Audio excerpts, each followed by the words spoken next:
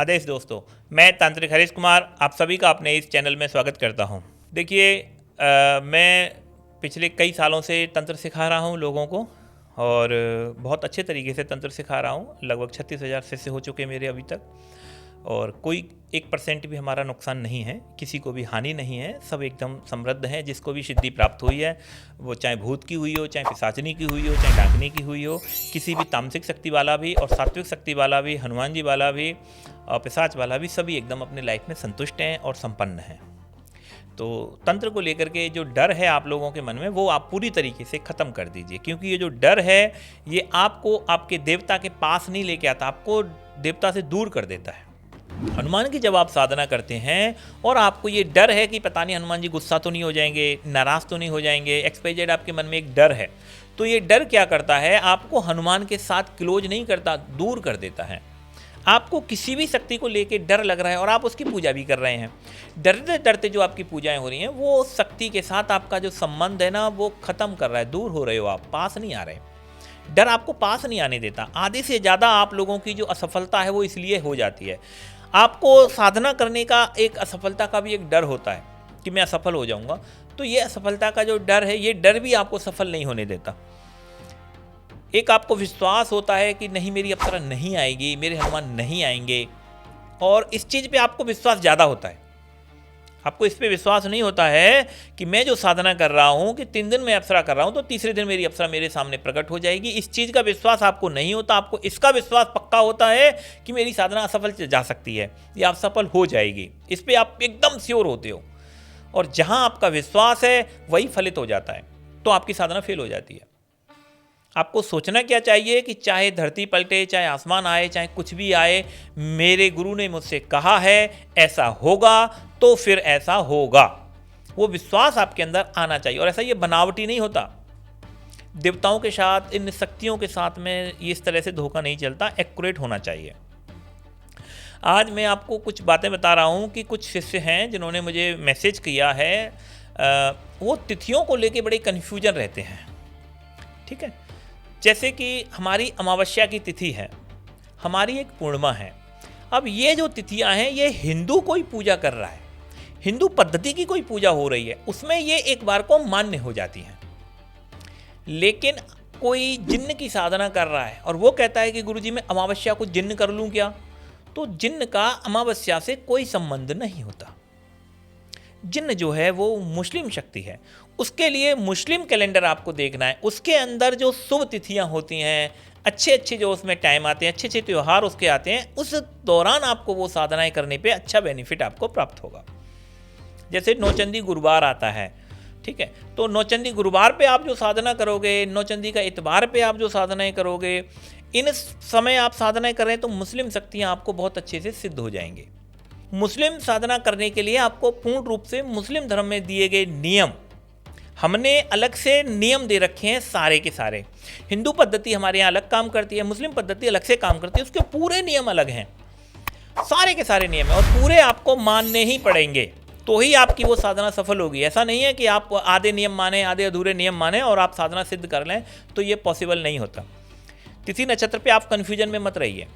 दूसरी बात, अभी जैसे कि ये ग्रहण निकल के गया है, सूर्य ग्रहण, तो बहुत से लोगों ने मुझसे कहा है कि गुरुजी अभी सूर्य ग्रहण है, आज मैं क्या करूं। मैं, जब हमने आपको कोई साधना नहीं दी, हमने आपको कोई क्रिया नहीं दी, तो क्यों आप साधना कर रहे हैं?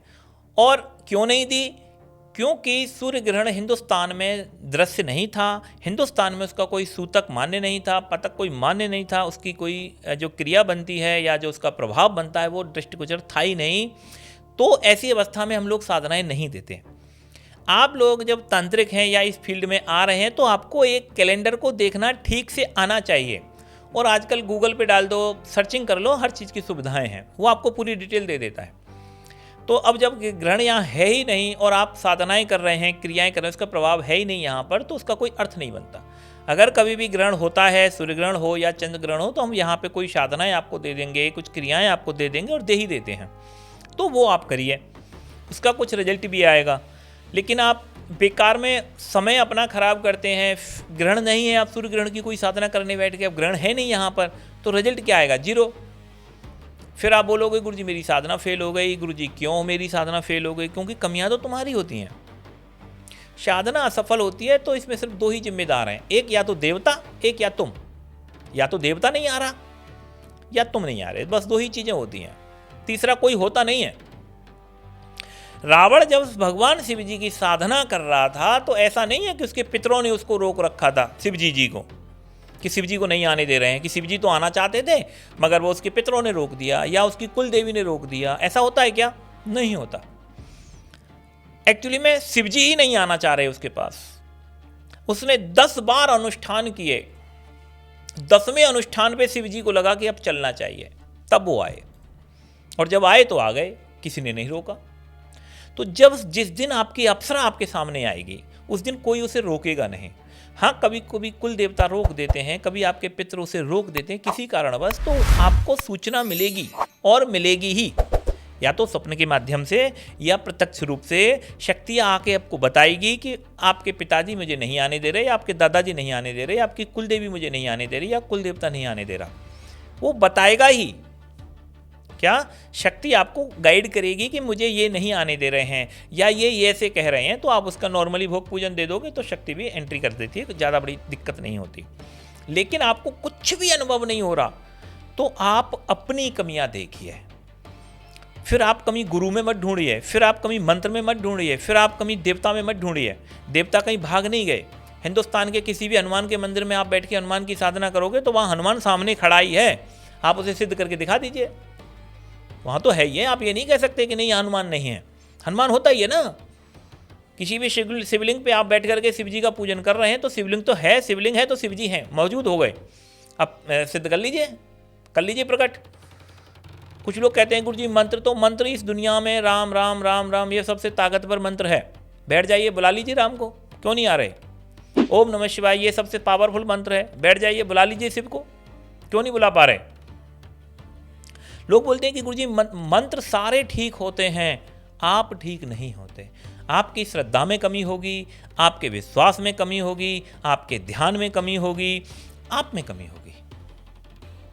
दूसरा कहीं पे कोई कमी नहीं होती। आपकी साधना सफल नहीं हो रही है, कमी अपने अंदर ढूंढिए। आप दूसरे के ऊपर ब्लेम डालना चाहते हैं, अपनी असफलता का ब्लेम किस पे डालना है? आपको दूसरे पे डालना है। आप खुद को नहीं सुधारना चाहते। मेरे शिष्य जब मुझसे कहते हैं कि गुरुजी मेरी ये साधना सफल नहीं हो रही, तो मैं नॉर्मली उन्हें एक जवाब देता हूँ कि भाई बेसिक कर लो। बेसिक का मेरा मतलब है कि आपकी कहीं ना कहीं बेसिक ही छूट रहा है।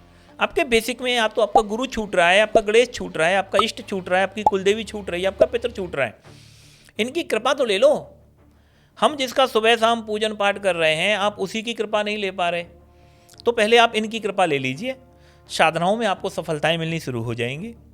तो इस तरीके से जो टाइमिंग जो है, टाइमिंग को आप मिसमैच मत करिएगा। आप लोग अपनी कमियां स्वीकार करिए, उन कमियों को ढूंढिए। बेसिक की किताब में साधनाओं में सफलता के कारण, साधनाओं में असफलता के कारण मैंने पूरे विस्तार से दे रखे हैं, आप उन्हें अच्छे से पढ़िएगा, अपनी कमी खुद में ढूंढिए। सफलता अगर आपको सच में प्राप्त करनी है तो, नहीं तो बाकी आपकी मर्जी है। आप मेहनत कर रहे हैं, आप मेहनत करते रहिएगा, जिस दिन आपको ईश्वर देगा उस दिन आपको दे देगा। ठीक है दोस्तों, आदेश।